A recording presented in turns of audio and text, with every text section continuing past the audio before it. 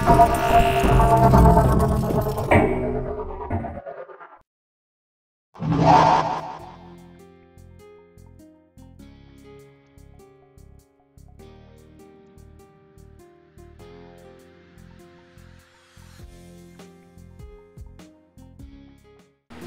Caraboom.com, we're here with the mastermind behind Adventure World Discovering the Waters theme park, Mr. Patrick Ferguson.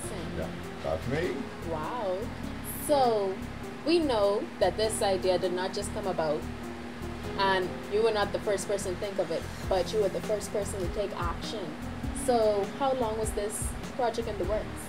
This was in the works for around last year, October, so roughly I think about 10 months now. I kind of started off something earlier, but it was a slight version of it. But I gone at full scale around October after my Father in Heaven, you know, because I'm a Christian, started to show me some dreams based on my past jobs that I have been working on that convey the whole scale of a theme park. And that kind of motivated me to move into this area, given the mere fact that it doesn't exist here in the Bahamas. Adventure World Discovering the Waters. I love that name, you know. But what were you thinking when you came up with it? What kind of message you're conveying to the people? To be honest with you, I wanted something special, and you know, I started to think about the Caribbean and the waters and the sand. I wanted something to connect. But given the mere fact that I was so connected with God, I didn't realize at the same time I also was lazy planting a seed. And the reason why I said that is that when I really took a good look at when I finalized the decision of going with that name, if you take a look at the words Discover Adventure World, which represent the whole world, and Discovering Waters, which represent life, I started to realize why I picked that name. You know, at first it was just more Caribbean, you know, Caribbean adventure type thing, and then I started to realize it was really God who gave it to me. Because, you know, when you literally talk about discovering water, you know, you're literally, in short, saying you're looking for God. So it's a God-based theme park. It's a God-based theme park. So, what motivated you to make it a God-based theme park, though? Oh, well, I wanted something different, and I know that the Bahamas has always been talking about being a Christian destination, but for some reason not living up to his true merit. You know, they always fall back for some reason, and I wanted to take on that challenge, and I felt that if I'm going to do this, I'm going to do it with God on my side, because always there's going to be a lot of giants I was going to have to face, and I wanted that if I'm going to face these giants, I face it with my Father to my side, given the mere fact that he started to show me all of the different stages of this park being developed in my dream. And I know it was him directing me, because it was all coming to me in stages. It was just unbelievable the way it was coming to me. So I knew at that point that it was God, and I promised him that if you allow me to bring this to vision where everyone can see it birth itself, that I will not forget him. He will always be to the forefront. In fact, you know, at my early stage, getting the vision out there, people were starting to ask me on who's your backing. You know, that's one of the, you know, Bahamians are very cultivated to who's the big investor, you know, and I always used to use the word B, and they always were like, who's B? And at the time, I didn't have a board of directors with me. And I would have said, God. And, you know, you'll feel a little silent there for a moment, but it was only, I was just living up to my promise to God that I was going to keep him to the forefront. Given the mere fact that he gave me the dream, he gave me the ability to believe in it, and then I went out there and actioned it, I wanted to keep him to the forefront. So do you have any background or experience in theme parks? Yes, I do. I spent basically all my life I work in the water park area. I was at Ferguson almost to conception, which was for some 13 years. I was basically one of the lead managers in Atlantis, where I was one of the persons who put in a lot of the rules and regulations for Atlantis water park operation. I personally served Bill Gates, the kings and queens basically that comes to Atlantis, and also all the wonderful guests all around the world.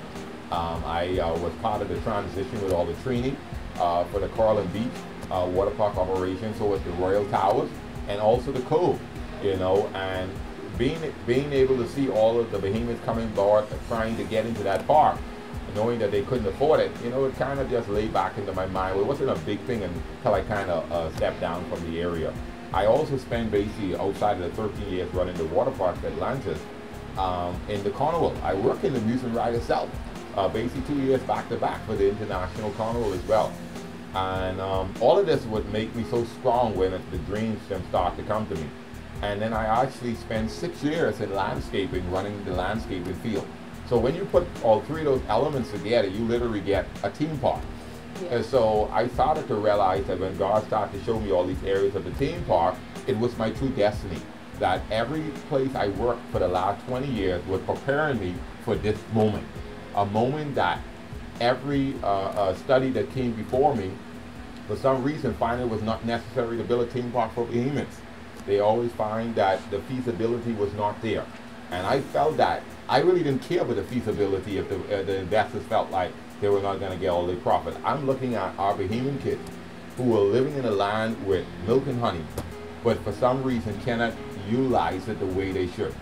And I'm seeing all the billions of dollars coming to all these multi-task projects that are taking place in our land, but yet our kids are still jumping off the rock. And I felt that if I'm going to take a risk, I will take a risk with this. And it will not matter for me whether the feasibility say that you are not going to get your money back. I felt that this was an investment that I will never lose because I believe in my people. And that is one of the motivation that drives me every day. Even when I come across persons who are negative on the aspect of a Bahamian building a theme park. You know, I take a look at the little kids like April, you know, who was 4 years old, and when I was in Pinewood conveying to a parent, she just started running down the steps to run behind me. I mean, as little as 4 years old, she done start to recognize the Wonderland and understanding what a water slide is all about and understanding what an amusement ride. And for some reason, this kid was getting ready to run behind me. She was excited, you know, and when I see those kind of spirit along my journey throughout the months before I started to make a lot of airway talks, that motivated me, and that quickly knocked off any negativity that come across me. Okay, so you decided to bring a theme park that anyone can go to in the Bahamas. Yeah, and it wasn't going to be any theme park. It had to be in a theme park. Most importantly, the vision would not make it if it could not have been affordable for Bahamians. So one of our goals right up the top was to make sure Bahamians could afford it. I took a look at what Bahamians were cultivated to, which was the carnival, and I realized Bahamians were paying $5 to get into the carnival, and $3 per ride. So I say, if I'm going to bring this here, it has to be better than the carnival, and then it also has to be where the pricing is maximized, where Bahamians can use it much more. So I looked at it and I say, okay, seeing that they're culture to paying $3 per ride, I'm going to give them $3 for all rides for 1 hour. You know, so I maximize their value for their dollar. You know, so now not only they get their own Bahamian theme park, but they now get value, more value than they wouldn't have had before. Because back then they would pay $3 per ride. Now they're paying $3 for all rides for 1 hour. Wow, you hear that? Careboom.com, Jolyn will be there. So how would you compare what Atlantis has to offer with Adventure World?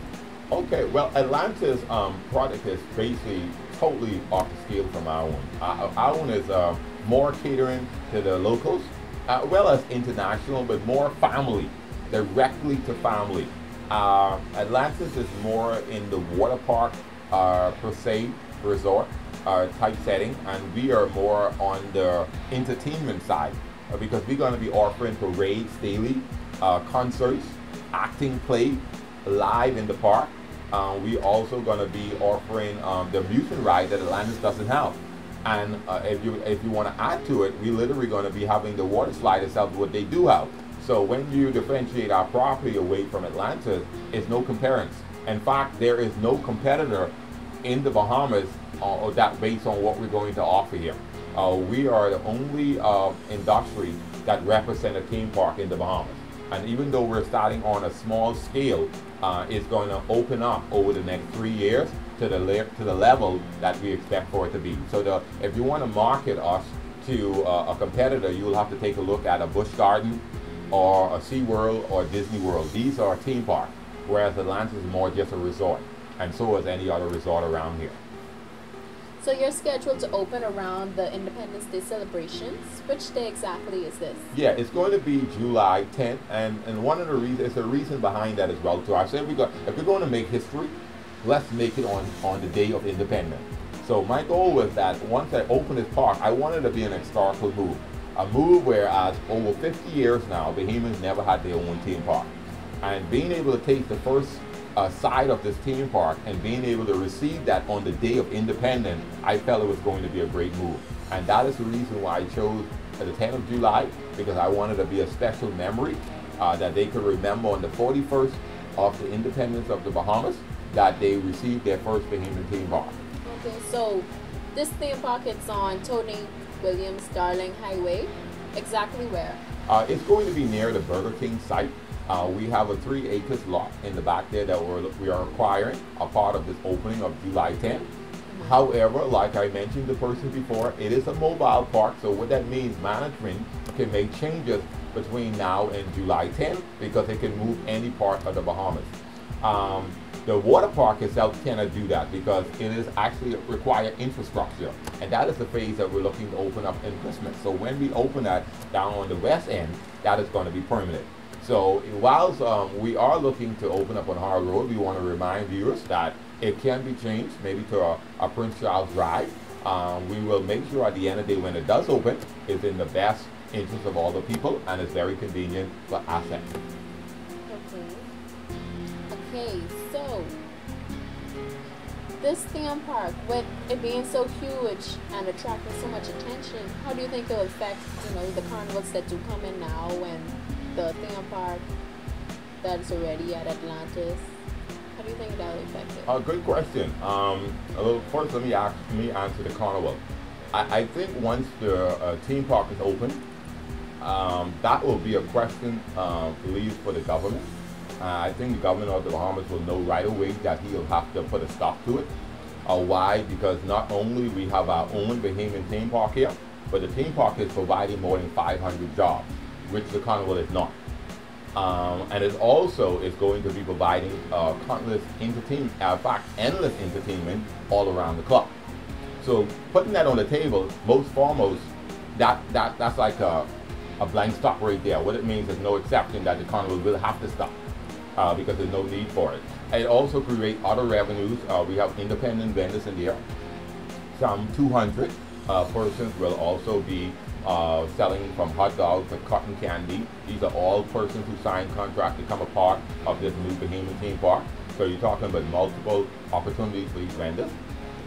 I believe in the question that you're asking me, I think it speaks for itself that it will be a great opportunity presented for the Bahamian people as a whole, not only because it's going to be round the clock, which is the carnival is just here for a month and a half, but also because of the amount of jobs it's going to be provided and because of the low rate and being able to provide better packages for our schools and our churches and for the general public. Atlantis, on the other hand, Atlantis has a unique brand that facilitates its people all in one. And what that means is that Atlantis people mostly don't move from its property. So when you take a look at the casino and everything and the beaches they have, and also having their own gated community, I don't think our theme park is going to affect them. I mean, they might find a dip in the cruise ship guests who finds our park to be very interesting. Yeah, it might take a little dip in their visitation from their guests themselves. But in terms of overall occupancy, I think we're going to give them a boost. In fact, I don't think they will find that our park affects them in a negative way, but only in a positive way. Because now, beyond their water park, they can actually say, we have a theme park here, which is amusement rides, and also parades, entertainment, acting play that they couldn't do before. So you will find a lot of hotels, including like the Club Landlord, Riu, Sandals, any one of them small resorts, can literally sell off our resort. And even if it's Hilton, because now they can book from their flyers and say there's a theme park exists in Nassau 24/7. So you will find more occupancy high all year round. So you're talking about thousands of Bahamians now being able to be employed on a 5-day schedule, all because of this theme park. So when you look at the wide effect that this theme park is going to give to this country, including the Family Island, the numbers are immense at this stage. You literally have to do a statistic after a year and see the impact this theme park is going to create, and especially over the next 3 years. Okay, so you said that the theme park alone will provide more than 500 jobs for Bahamians. How does it feel to provide so many jobs? It feels great, and it's keeping with our vision. Our vision is to be able to make affordable park for Bahamian, and also to make Bahamian first class. So it only keeps in what our goal are, is to give Bahamians an opportunity to enjoy their land. To allow Bahamians to stop feeling second class, because every time they try to go for something, their dreams are knocked down because either they're not meeting the criteria that the banks require for them to take these ventures, or for some reason they just not the one that persons are looking for. And I think what us being able to accomplish there, we're giving people hope. We're letting people out there know that if you have an idea that you want to bring about, do not let the banks make that decision for you. Do not even let investors make that decision for you. You should be the only one to make that decision to say whether you're going to let it go or whether you're going to continue. And that's what we did on our end. We did not allow the banks or investors to tell us whether we could do this or not. So I don't think there are many theme parks out there in the Caribbean. So what does this mean for the Bahamas in terms of tourism? This is going to be another catch for the Caribbean, because now the Bahamas already look at across the world as a little Switzerland. And now for you to now add a theme park here, you're going to have a lot of people taking a further look into the Bahamas, because it means for investors who now are buying into all these condominiums and stuff all through the Bahamas, you're going to find more drive coming from other places around the world to the Bahamas, because they're saying everything is happening here. You got the Bahama Resort, they're just bringing on this large-scale casino, the largest in the Caribbean. You get Atlantis with the largest water park in the Caribbean, and now you get the first godsend theme park in the Caribbean. This is huge. Yeah. So it's literally putting the Bahamas on the map. You know, and person's going to start speculating what is going on down there. So you're going to find a heavier drive of investors wanting to invest in the Bahamas even more. And it's also going to rewrite some of the negativity that has spilled over from crime that's been going on for the last 3 years, that though we might falter, yet we will still move forward. You know, and it's going to speak for who we are as a people, that we don't be deterred by adversity. Adversity is just a test to get us to the next level. And I think the world is going to start realizing that as they see there's so much of these opportunities coming on stream. So how can people find out more information about the theme park or getting tickets or any other information? They can visit our website at www.adventureworldbahamas.com, or they could follow us on Facebook, Lands Park. That is our site that you can actually get some update on what is taking place. But www.adventureworldbahamas.com, you can view it. We're going to continue upgrading our website as time goes forward. And we, like I said, we have a lot to come on our plate, a lot to offer. And I think this is going to be the greatest time of Bahamians' lives, especially when it comes to the families who always wanted a place to go. And when we took a look at this, we also considered some 100,000 people out of our 370,000 that can't travel. Now that you're bringing it here, those individuals, whether they're old age, whether they have a passport issue, whether they just couldn't afford it because working mom and dad only makes 180 to 250 and can't save 2,000-3,000 to go away with a kid, you're talking about, we're answering all of that. So the only thing we should find at this stage is people coming on board and saying, how can we help you? How can we help you move forward? Because not only you're about to impact the whole nation, but you're literally about to change our whole system. And I want to be a part of change. I want to be a part of it because I didn't see the diamond in the making. So I think any viewers out there watching right now, that should be the only question on their lip right now at this stage. How can we help you to get further? How can we help you to move faster? Because it's going to happen. The question is, at the end of the day, do you want to be a part of change? Mr. Ferguson, it was a pleasure sitting with you. It really was a pleasure I sitting really with you. can't wait for the theme park to open. Now, I'm excited myself. tell the people out there who you're chilling with. Well, I'm chilling with Calvin.com, and please stay tuned to that website. That is the best place to follow. And they're doing some great stuff, keeping us up to date, letting us know the latest in our country. And man, listen here, if you want to know the latest, just keep following them. They'll keep you up to speed with what's going on.